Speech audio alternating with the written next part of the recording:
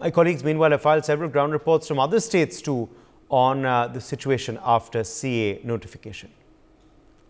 साल 2019 में जब पहली बार सीए एनआरसी की चर्चा शुरू हुई तो यही वो जगह है जहां पर आंदोलन शुरू हो गए थे और कई महीनों तक जो है लोग बैठे रह गए। मैं मौजूद हूं अभी शाहीन बाग में और ये पूरा का पूरा जो एरिया देखेंगे इसको अभी आप खाली कराते हुए देखेंगे। सुरक्षा बलों को खाली कराने के आदेश दिए गए हैं ताकि किसी तरीके का जमघट है दोबारा से ना लगे, क्योंकि सोमवार की शाम को जो नोटिफिकेशन आया कि सीए जो है लागू कराया जा रहा है, उसके बाद जो है सुरक्षा व्यवस्था उन सभी जगहों पर जहाँ पर 2019 में दिल्ली में जो आंदोलनकारी बैठे थे, जो धरना प्रदर्शन करने के लिए बैठे थे, वो दोबारा उस तरीके की स्थिति ना उत्पन्न हो पाए। इस वजह से ही आप देख सकते हैं कि पुलिस बैरिकेटिंग्स किए गए हैं चारों तरफ। जो दिल्ली के शाहीन बाग के क्षेत्र है वहाँ पुलिस बैरिकेटिंग्स किए गए हैं। जो सीआरपीएफ के जवान हैं उनको तैनात किया गया है, जो दिल्ली पुलिस के जवान हैं उनको तैनात किया गया है और वो सभी जो हैं सुरक्षा व्यवस्था को चाक चौबंद बनाने में लगे हुए हैं। ये वो बस है जिसमें सीआरपीएफ के जवान अभी ड्यूटी में आए हैं। यहाँ पर शाहीन बाग में पूरा का पूरा जो क्षेत्र है जो चहल पहल वाला हुआ करता था, अभी के समय में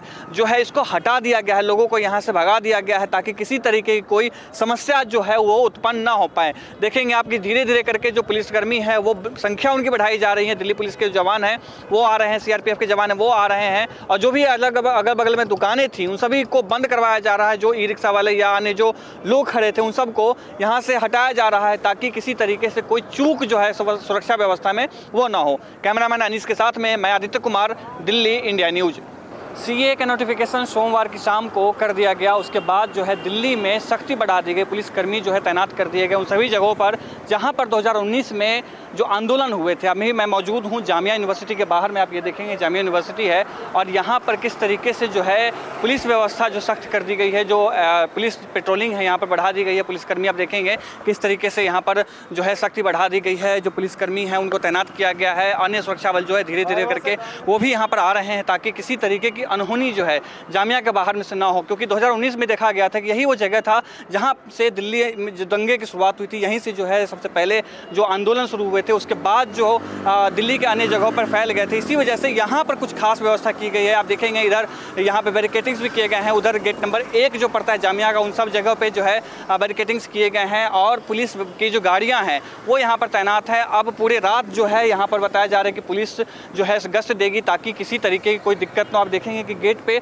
बच्चे जो बाहर जा रहे थे उनको अंदर बुलाया जा रहा है, आई कार्ड चेक करके ही अंदर भेजा जा रहा है बच्चों को, इसलिए कि किसी तरीके की जमघट जो है, क्योंकि जस्ट ये का जो आंदोलन उस दोबारा शुरुआत ना हो, इस वजह से इस तरीके की व्यवस्था यहाँ पर की जा रही है। कैमरामैन अनीस के साथ मैं आदित्य कुमार, इंडिया न्यूज, दिल्ली। आज पूरे देश में सीए लागू कर दिया गया, यानी नागरिकता संशोधन कानून को पूरी तरह से पूरे देश में लागू कर दिया गया। हालांकि मुस्लिम वर्ग इसका कहीं ना कहीं विरोध जरूर कर रहा था, लेकिन आपको बता दें कि इस कानून के तहत भारत में रहने वाले वो शरणार्थी जो अफगानिस्तान, पाकिस्तान और बांग्लादेश के लोग यहाँ पे जो रह रहे हैं, अब उनको कहीं ना कहीं भारत की नागरिकता ज़रूर मिल जाएगी। हालांकि ये शर्त रखी गई कि वो गैर मुस्लिम होने चाहिए। इसको लेकर के आज पूरी तरह से जो देश में कानून को जो लागू किया गया है, उस पर हमारे साथ में कुछ लोग हैं, उनसे जानते हैं उनकी क्या राय है। इसमें राजधानी लखनऊ के निगवा कस्बे में, ये बताइए सर, सीए कानून जिस तरह से आज पूरे देश में लागू किया गया, क्या मानना है आपका, क्या कहेंगे? सीए जो कानून है ये मुस्लिम को छोड़ करके जितने भी अन्य धर्म के लोग हैं उन सब के लिए लागू है। मुस्लिमों के पास रहने के तो अन्य स्थान भी हैं, उनके पास काफ़ी देश भी हैं, उनके लिए तो वहाँ है ही स्थान। और अभी तक जो मान्यता नहीं मिली, 2014 से पहले यहाँ आ गए हैं, उन सभी को नागरिकता मिलेगी। उन शरणार्थियों को भारत की नागरिकता मिलेगी। बिल्कुल। और भी यहाँ पर कुछ लोग हैं, उनसे बात करते हैं। आपसे थोड़ा सा जानना चाहेंगे, क्या कहेंगे आप, जिस तरह से आज पूरे देश में सीए कानून को लागू कर दिया गया है, क्या कहेंगे इसमें? पहले आप सीए कानून समझते हैं क्या चीज़ है? ये एक ऐतिहासिक फैसला है उन शरणार्थियों के लिए जो दूसरे देश से भारत में आते हैं। उनको एक नागरिकता मिलने से, जो सीए लागू होने से उनको एक पहचान मिल पाएगी जिससे वो आगे बढ़ पाएंगे और उनको आसानी होगी हमारे देश में एज अ रिफ्यूजी रहने में। अच्छा, कुछ समय पहले देखा गया था मुस्लिम वर्ग इसका विरोध कर रहा था, धरना प्रदर्शन तमाम तरह से काफ़ी दिन तक प्रदर्शन हुआ, क्या कहेंगे उनके लिए? कारण ये है कि हमारे देश में सही जानकारी बहुत कम लोगों तक पहुंच पाती है, तो मुस्लिम वर्ग तक अगर इसकी जानकारी सही तरीके से पहुंचाने में सरकार कामयाब रहती है तो उनको भी समझ में आएगा कि उनके लिए भी ये लाभदायक है। बिल्कुल।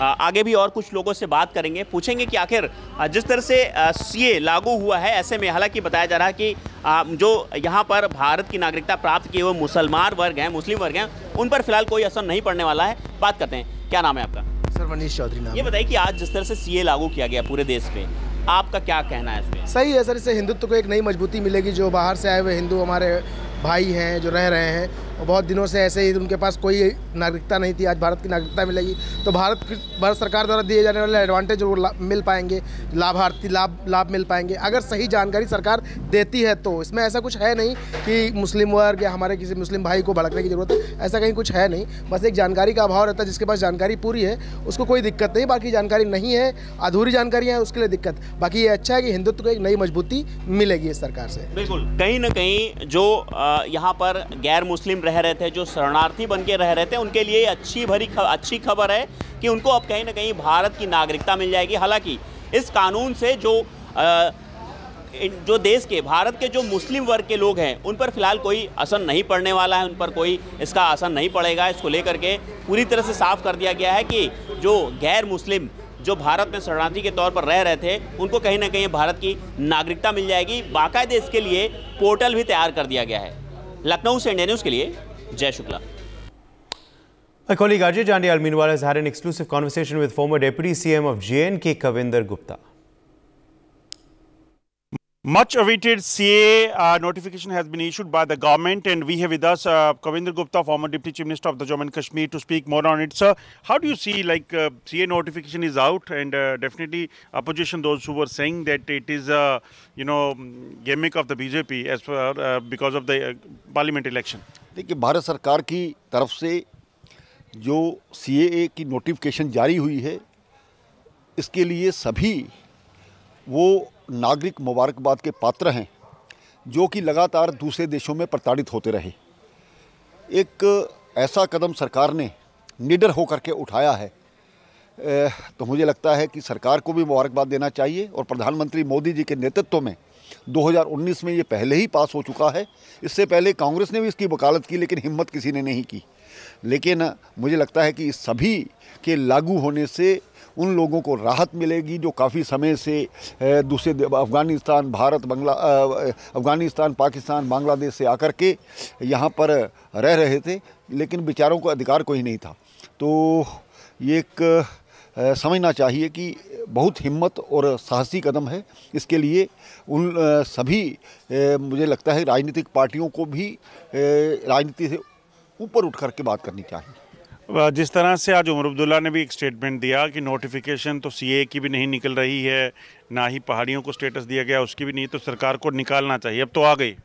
उमर अब्दुल्ला साहब, आपकी ने जो सोचा था, कहा था, वो हमने पूरा किया है।